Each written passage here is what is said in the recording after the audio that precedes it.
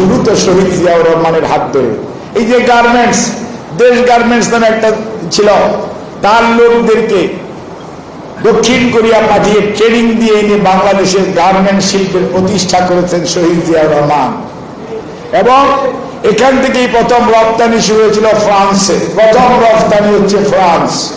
তার পরবর্তীতে আপনার আজকের ইতিহাস ভিন্ন, বিলিয়ন বিলিয়ন ডলার এবং মিলিয়ন মিলিয়ন শ্রমিক আমার মা বোনেরা ভাইয়েরা সেখানে কাজ করে, অর্থাৎ এমপ্লয়মেন্ট হয়েছে।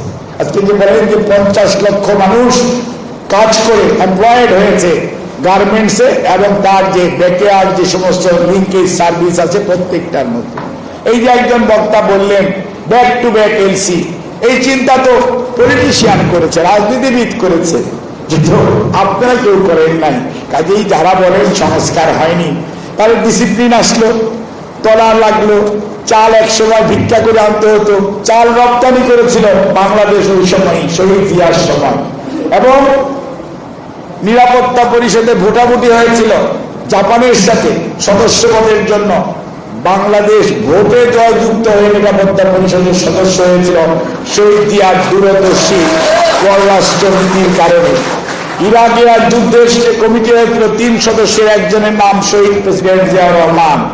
আজকে যারা হজ করতে যান আরাফাতের ময়দানে জিয়াটি দেখেন, মানুষ বলে জিয়াটি লাগানো কার হাতে? শহীদ জিয়াউর রহমান। অর্থাৎ একটি মানুষের ভীষণ কত মিশনারি হতে পারে যে উনি বাংলাদেশকে কোথায় কোন মর্যাদায় নিয়ে গেছেন। এবং সেটি যদি চিন্তা করেন তাহলে অবশ্যই স্বীকার করতে হবে রাজনীতিবিদদের অবদানকে অস্বীকার করা, সত্যকে অস্বীকার করা। আমি এই কথাগুলো প্রথমে বললাম এই জন্যই যে আমরা আজকে অনেক নেগেটিভস, অনেক কথা শুনি, আমরা সব কথাকে শুনব, চিন্তা করব, তারপরে আপনার কমেন্টস করব, তাহলে দেখবেন ভুল কম হবে। আর আপনি নাই শুনেন, চিন্তা না করেন, তাহলে ভুল হয়ে যাবে। কাজে যখন আমরা শুনি 53 বছরে সংস্কার হয়নি, তখন আমাদের মনে কষ্ট লাগে। তখন যিনি বলেন ওনার বয়স 53 হয়নি, এবং উনি বাংলাদেশের সংস্কারের যে ধারাবাহিক প্রক্রিয়া সেটি উনি জানেন না, অথবা উনি স্বীকার করতে চাননি, অথবা বুঝতে পারেননি, যেটাই হোক। কিন্তু আমি যেটা বললাম এটাই তো বাস্তবতা, যে গণতন্ত্র, সাম্য, অর্থনৈতিক মুক্তির জন্য 10ই এপ্রিল সেই মেহেরপুরের আম্রকাননে ডিক্লারেশন অফ ইন্ডিপেন্ডেন্স হয়েছিল। আর 26 এবং 27শে মার্চ কালুরঘাট বেতার কেন্দ্র থেকে মেজর জিয়াউর রহমান স্বাধীনতার ডাক দিয়েছিলেন। কারণ রাজনৈতিক নেতৃবৃন্দ আত্মসমর্পণ করেছিল, পালিয়ে গিয়েছিল। যিনি সাহসিকতার সঙ্গে দেশের মানুষকে, পরিবারের কথা ভুলে গিয়ে, তাদের কথা চিন্তা না করে শুধুমাত্র দেশপ্রেমিক এবং নিজের দেশের প্রতি মমত্ববোধ কত গভীর থাকলে একটি মানুষ তার 2টি নাবালক ছেলে, নিজের স্ত্রীর কথা ভুলে যেয়ে তার দায়িত্ব একজন সৈনিক হিসাবে পালন করেছিলেন। পালন করেই উনি বসে থাকেন নাই, উনি কিন্তু অস্ত্র হাতে রণাঙ্গনে নেমে পড়েছেন। এবং 9 মাস যুদ্ধ পরবর্তীতে এই বাংলাদেশ পতাকা ভূখণ্ড আমরা স্বাধীনতা পেয়েছি। এবং আমরা দেখেছি গণতন্ত্রের জন্য ফেনা ওঠা দল, আমরা কথা বলতে বলতে মুখে থুতু এসে গেছে, সেই দল বাকশাল কায়েম করেছে। সেটিও একটা পরিবর্তন, ভালো না মন্দ পরে বলবো। বাক স্বাধীনতার জন্য কথা বলেছেন, সব বন্ধ করে 4টি পত্রিকা ছিল, আর সব বন্ধ হয়ে গেছে। That is the reality. তখন একটা মাত্র television, black and white TV ছিল, আর কিছু ছিল না। একটা মাত্র দল, হ্যাঁ, সব দল বিলুপ্ত হয়ে গেল। অর্থাৎ এই যে পরিবর্তন, এটির জন্য ধরো না, বললেন অর্থনৈতিক মুক্তির কথা, বললেন গণতন্ত্রের কথা, বললেন সাম্যের কথা, কিন্তু 74-এর দুর্ভিক্ষ হল, বাসন্তীর জন্ম হল, তাহলে কি হবে? এবং মানুষ এবং কুকুর এই ঢাকা শহরে একই ডাস্টবিনে খাবার খুঁজেছে। এটা কি হলো? লন্ডনখানা দেখেছে বাংলাদেশের মানুষ, ব্যাংক ডাকাতি দেখেছে বাংলাদেশের মানুষ, হাইজ্যাকিং দেখেছে বাংলাদেশের মানুষ, ভোট ডাকাতি দেখেছে। ডাকসুর নির্বাচনে ঢাকা বিশ্ববিদ্যালয়ের ছাত্ররা, 73-এর নির্বাচনে দাউদকান্দির ভোটাররা দেখেছে ভোটার বাক্স কিভাবে হেলিকপ্টারে তুলে বঙ্গভবনে আনা হয়, রেজাল্ট ঘোষণা করা হয়, সবকিছুই কিন্তু পরিবর্তন বা কর্মসূচি হয়েছে। কাজী আপনাকে মনে রাখতে হবে, আবার ৭৫-এর 15ই আগস্ট এই বাংলাদেশের মানুষ সেই দুর্বিষহ দিনে দেখেছে, কিন্তু মানুষ ৭ই নভেম্বর ১৯৭৫ দেখেছে, এদেশের মানুষের উচ্ছ্বাস দেখেছে। এবং মানুষ মনে করেছে বিএনপি নাই, ছাত্রদল নাই, যুবদল নাই, কোনো সংগঠন নাই, একটা মাত্র ব্যক্তি জিয়াউর রহমান, উনি গৃহবন্দী। মানুষ মনে করলো এই লোকটাই তো সেই মানুষ ২৬ এবং ২৭শে মার্চ সবাই যখন পালিয়ে গিয়েছিল তখন স্বাধীনতা ঘোষণা দিয়ে যুদ্ধ করেছিল।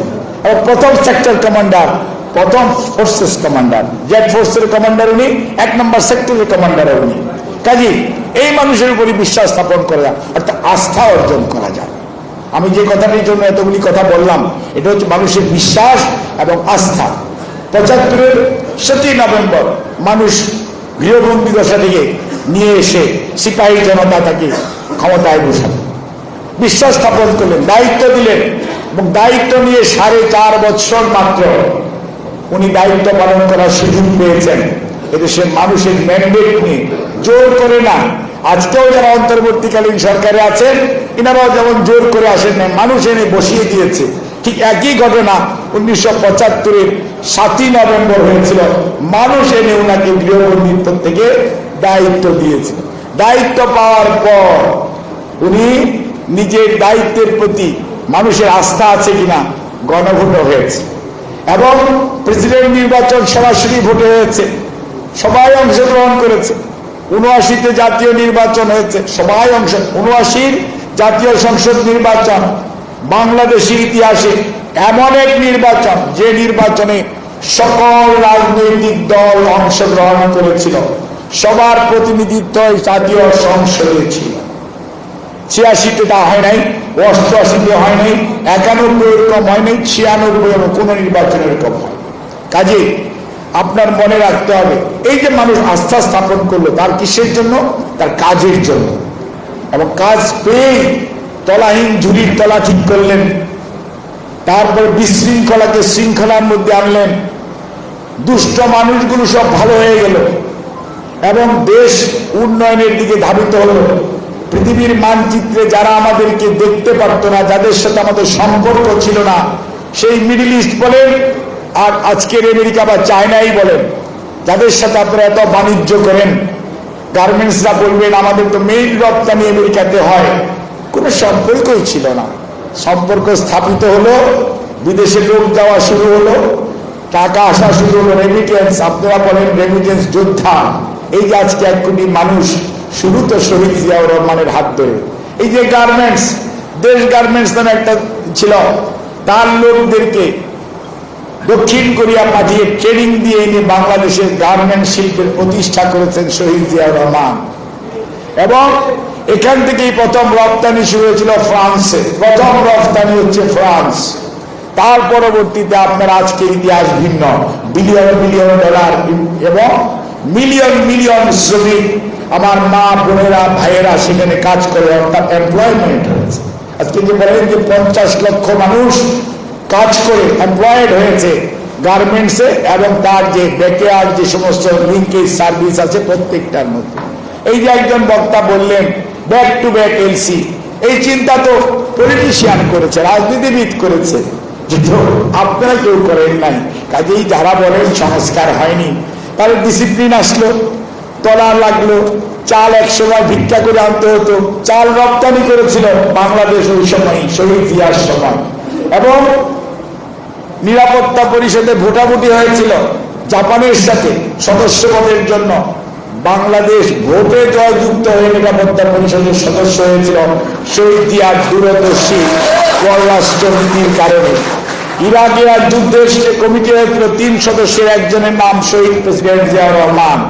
আজকে যারা হজ করতে যান আরাফাতের ময়দানে জিয়াটি দেখেন, মানুষ বলে জিয়াটি লাগানো কার হাতে? শহীদ জিয়াউর রহমান। অর্থাৎ একটি মানুষের ভীষণ কত মিশনারি হতে পারে যে উনি বাংলাদেশকে কোথায় কোন মর্যাদায় নিয়ে গেছেন, এবং সেটি যদি চিন্তা করেন তাহলে অবশ্যই স্বীকার করতে হবে রাজনীতিবিদদের অবদানকে অস্বীকার করা সত্যকে অস্বীকার করা।